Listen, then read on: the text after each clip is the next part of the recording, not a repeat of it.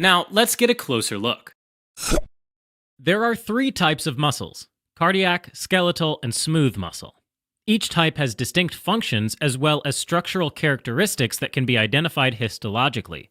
Cardiac muscle makes up the majority of tissue found in the wall of the heart. Each mature cardiac muscle, or cardiomyocyte, is relatively short, with a length approximately 85 to 120 micrometers long, and a diameter approximately 15 to 30 micrometers. Histologically, cardiac muscles have quite a few unique characteristics that make it easier to differentiate them from skeletal muscles. Unlike skeletal muscles, cardiac muscle fibers are branched cells with only 1 to 2 centrally located nuclei. Also unique to cardiac muscles are the intercalated discs, which are the specialized junctions between neighboring cells that allows the cells to have synchronized contractions and pump blood out of the heart efficiently.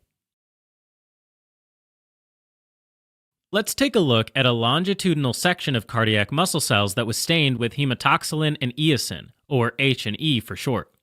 If we compare cardiac muscle cells to skeletal muscle cells, we can see that there are some key differences between the two muscle types.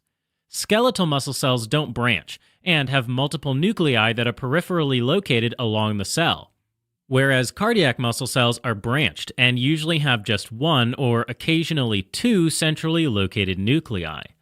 If we look at a cross-section of the cardiac muscle, it's easier to see that the nuclei are centrally located.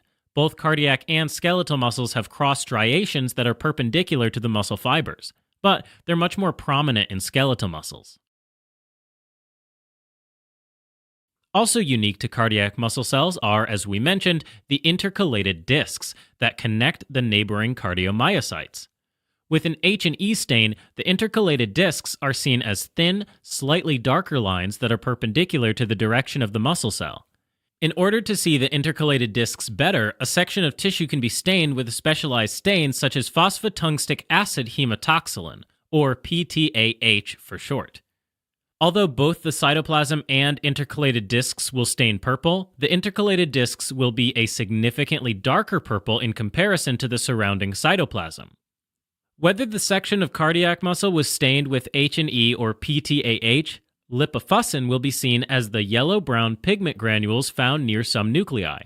These granules are residues of lysosomal digestion, and they're considered to be a sign of wear and tear that accumulate in cardiac muscle tissue with age.